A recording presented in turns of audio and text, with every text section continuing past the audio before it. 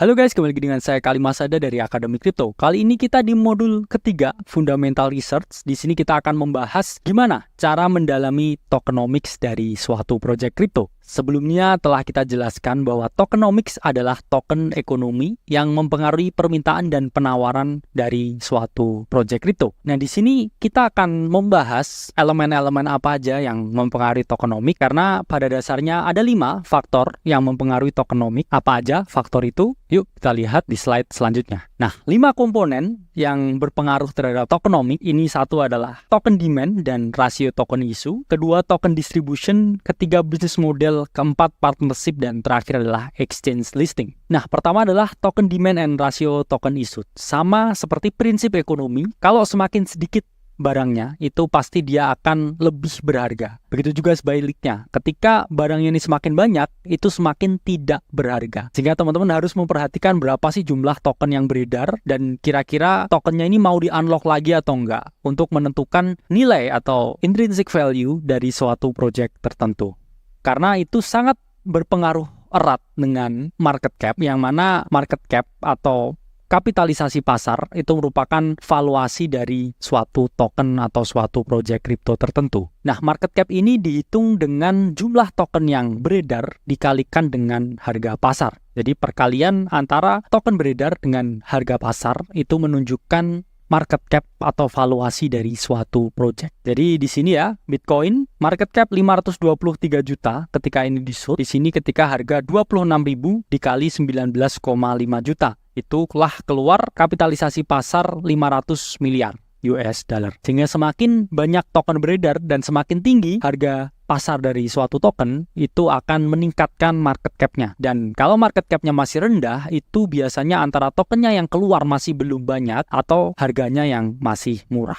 Jadi teman-teman bisa gunakan platform seperti CoinGecko, CoinMarketCap, atau CryptoSlate untuk mengetahui kira-kira token ini sudah keluar berapa banyak dan masih ada berapa banyak lagi yang akan keluar. Karena di sini kita lihat ya, contohnya Good Tokenomics ya. Ini adalah Trias, di mana udah hampir semua 99% token yang keluar. Jadi teman-teman nggak takut lagi kalau ada token yang tiba-tiba keluar lagi atau di-unlock, sehingga secara value itu dia akan menurun. Sementara yang kanan ini contohnya Tenet, ketika ini di-shoot, dia memiliki circulating supply 147 juta dari 1,2 miliar, sehingga ada potensi token unlock yang membuat nilai intrinsik dari suatu project ini berkurang atau nilainya turun karena ada token baru yang beredar. Karena memang potensi dump itu terjadi ketika ada token unlock. Kenapa? Ketika token unlock dari protokol dan kemudian masuk di pasar, didistribusikan ke para investor, itu apa yang terjadi? Para investor kan bisa aja jual ya, atau para developer bisa aja jual untuk merealisasikan profit mereka. Jangan salah ya, mereka ini juga cari profit. Untuk apa profitnya? Untuk mendanai operasional dari perusahaan. Jadi memang pada dasarnya altcoin itu adalah perusahaan teknologi. Sama seperti kita, ada gedungnya, ada orangnya, ada alatnya, dan juga ada metodenya untuk mencapai suatu tujuan-tujuan tertentu yang udah kita terapkan dalam organisasi. It's all about people. Itulah mengapa teman-teman bisa gunakan ya beberapa platform seperti token unlock di sini, yang mana teman-teman bisa melihat ya di sini potensi kapan kiranya akan ada token yang keluar. Sehingga ketika ada token yang keluar, teman-teman mungkin bisa memposisikan diri untuk sell short ya, dan memperoleh keuntungan ketika harga suatu token ini turun.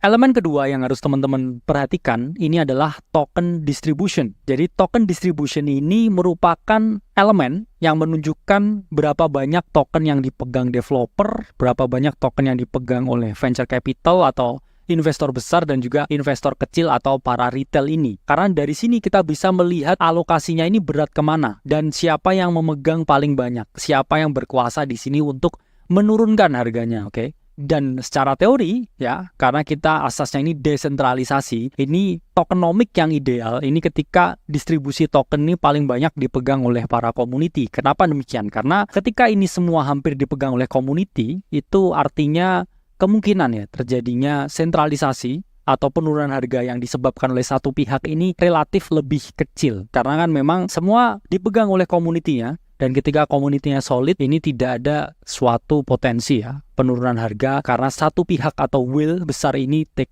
profit.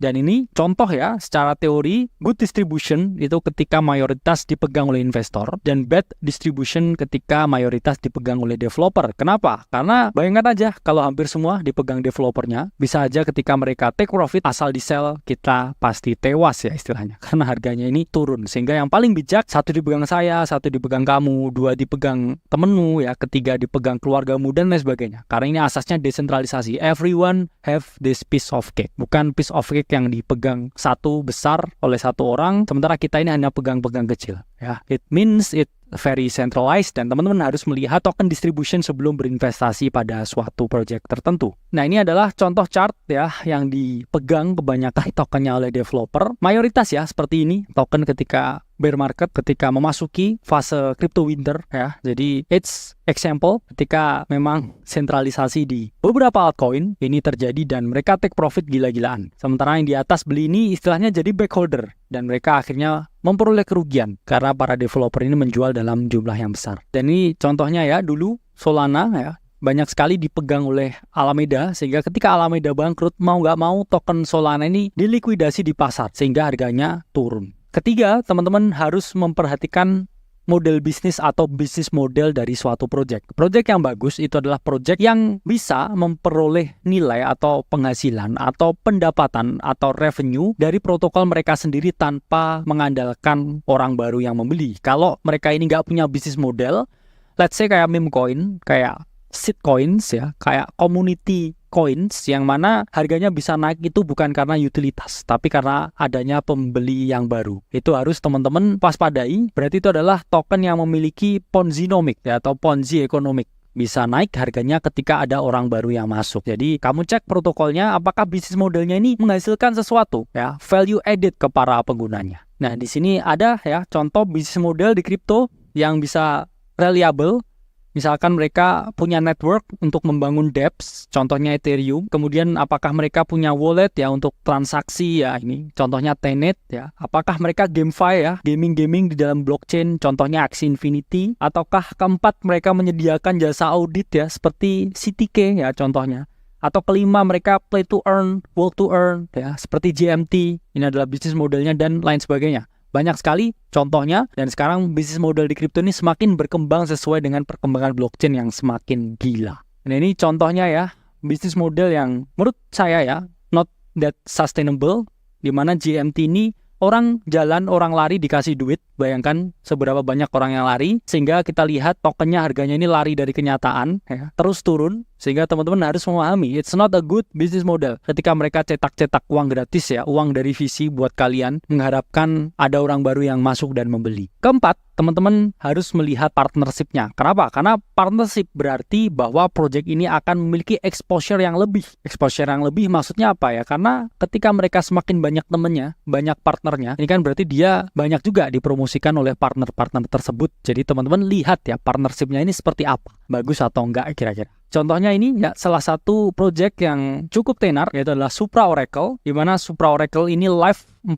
plus network ya, ada Ethereum, EVMOS, Phantom, DFK Chain, dan 40 lainnya. Sehingga ini cara compatibility ya, partnershipnya ini sangat tinggi. Oke, sehingga exposure-nya ke para investor ini sangat tinggi. Dan potensi kenaikan harga ini juga sangat tinggi ketika exposure terhadap project-project lain itu juga sangat tinggi. Jadi ini tentang komunitas ya, semakin banyak temennya semakin besar chance-nya sukses ya. Jadi istilahnya jangan menutup diri ya project ini. Project yang bagus itu selalu yang extrovert ya, yang punya banyak teman. Dan terakhir adalah exchange listing, entah itu di CEX atau di DEX, ini sangat perlu. Kenapa? Karena memang kalau semakin banyak project ini ada di market, entah itu di CEX atau di DEX, ini menunjukkan potensi kita, para investor untuk membeli ini semakin gampang. Contohnya tempe yang dijual di 5 pasar itu akan jauh lebih laku daripada tempe yang hanya dijual di 1 pasar. Itulah teman-teman mengapa harus melihat ya, kira-kira project ini banyak gak listingnya. Oke, ketika dia banyak listing ya, prospeknya ke depan untuk mendapatkan good amount of trading volume atau orang yang bertransaksi itu juga semakin tinggi. Exposure-nya ini semakin tinggi. Jadi cek ya di CoinGecko, di project bisa cek di bagian market untuk melihat seberapa banyak ya yang udah listing. Tapi kadang karena udah terlalu banyak listing ya, kadang mereka bukan project yang masih under the radar ya, mereka yang udah terekspos di permukaan. Itu juga ada plus minusnya, harus teman-teman perhatikan. Yuk, di sini udah paham ya, jangan cuman teori, ayo kita praktikkan, kita bedah tokenomics dari masing-masing project yang mau kita investasikan. Saya Kali Masada dari Akademi Kripto, sampai berjumpa di modul selanjutnya.